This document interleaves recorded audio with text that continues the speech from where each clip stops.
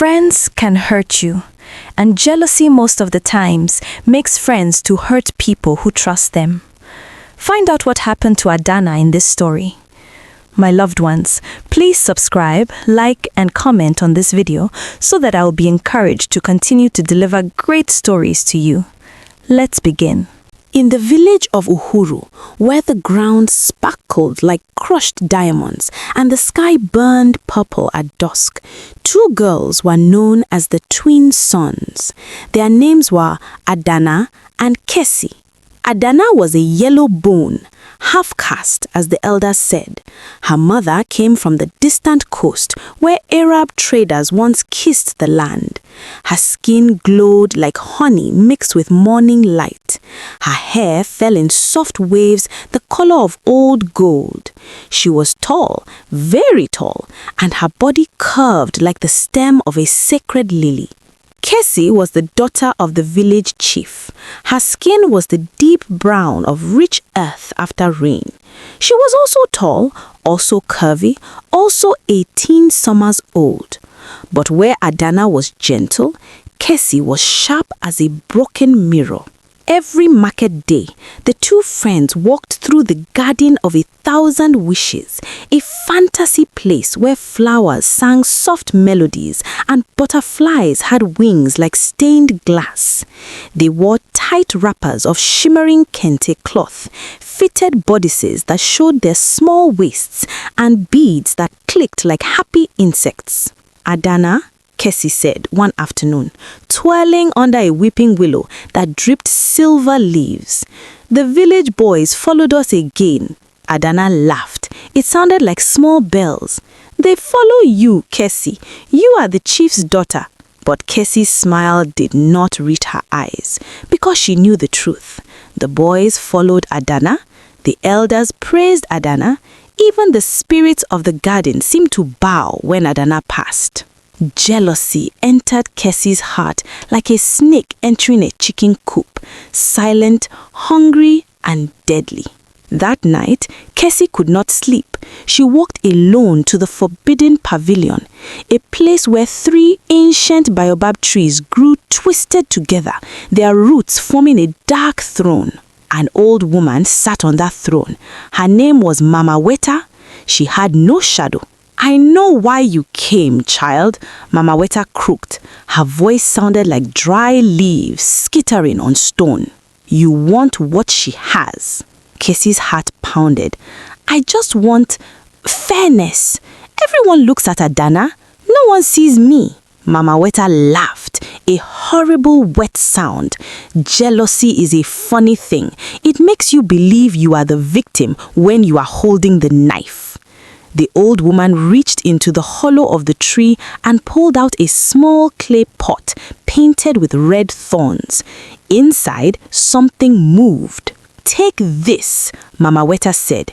"It contains the Sleeping Thorn. Put it in her drink. She will not die, but her beauty will fade. Her skin will dull, her hair will thin, her curves will shrink. She will become ordinary." Kesi's hand trembled. "That is revenge." "No," Mama Weta smiled, showing black gums. "That is justice for you." Kesi took the pot. 3 days later was the festival of moon blossoms, the most beautiful night in Uhuru. The entire village gathered at the crystal lake where flowers floated on the water like painted boats, glowing blue and pink. Adanna wore a tight-fitting gown of golden mesh that hugged every curve. Her yellow-bone skin shone under the floating lanterns. She looked like a goddess carved from sunlight.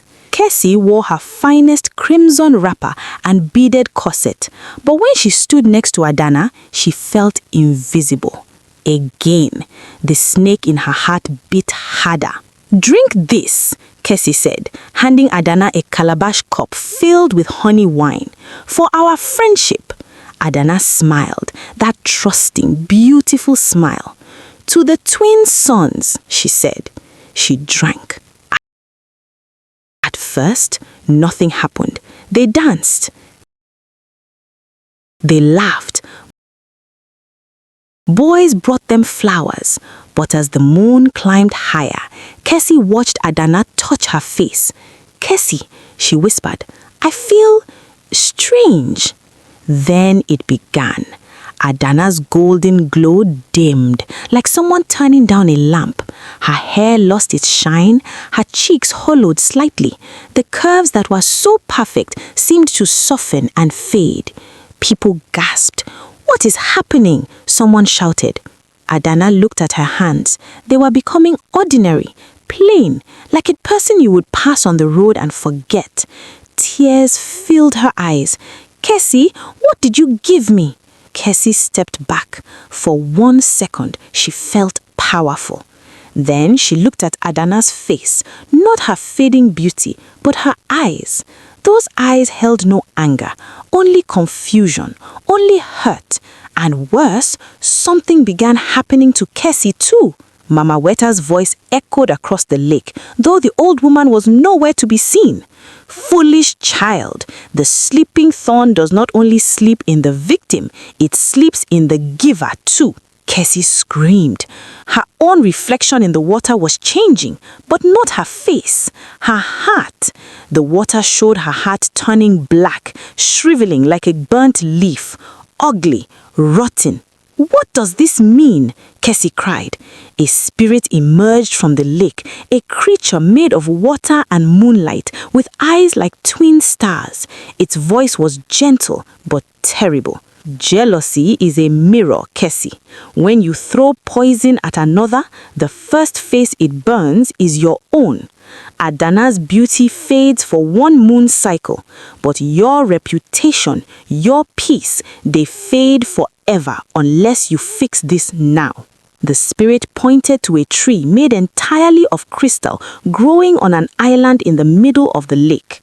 On its highest branch hung a single golden fruit. "That is the fruit of return.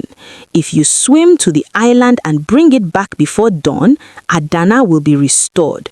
But the lake is filled with whispering eels, creatures that speak your worst fears aloud. They will try to drown you in shame." Kesi looked at Adanna, who sat on the shore crying quietly. "Why would you help me?" Kesi whispered to the spirit. The spirit tilted its head. "Because you are 18, because you still have time to choose who you become. Now, go." A water ripple pushed Kesi towards the lake. Kesi jumped into the black water. Immediately, the whispering eels surrounded her, long, silver creatures with mouths that formed human words. "You pretended to be her friend," the eels hissed. "You are jealous because you are empty inside. Everyone will know what you did." Kesi gasped, struggling to swim. The eels wrapped around her legs, pulling her down. "Stop!" Kesi screamed underwater.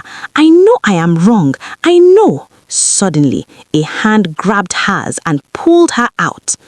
Kesi panted. "I will help you," Adanna said, even though her beauty was gone, even though her body ached, because that is what a true friend does. Together, the 2 girls fought through the eels. Together, they reached the crystal tree. Together, Adanna climbed and picked the golden fruit. When they broke the surface, dawn was breaking. The fruit glowed in Adanna's hands. She took 1 bite, then handed it to Kesi. "Eat half," Adanna said. "It will heal your heart too." They ate. Adanna's beauty returned, more radiant than before. But something else happened. Kesi's heart did not turn black again. Instead, a small golden light grew where the jealousy had lived. The spirit of the lake smiled. Forgiveness is the only magic more powerful than revenge. The spirit dissolved into the water and was gone. That morning, the 2 girls walked back through the garden of 1,000 wishes. The flowers sang for them. The butterflies circled their heads like crowns. Kesi looked at Adanna, truly looked at her, and no longer saw a rival. She saw the girl who swam through eels to save her. "I am sorry," Kesi whispered. Adanna took her hand. Revenge wanted to make us enemies, but we chose to be sisters. Remember this, Kesi. The person you envy is not the one who needs to fall. You only need to rise. From that day, the village had a new saying: the thorn that sleeps in jealousy wakes up in your own heart first. And Kesi, she became known not as a jealous girl, but as the one who swam through the lake of shame and came out clean. Moral: revenge destroys the one who carries it long before it touches the one it targets. Choose healing over hatred. The end.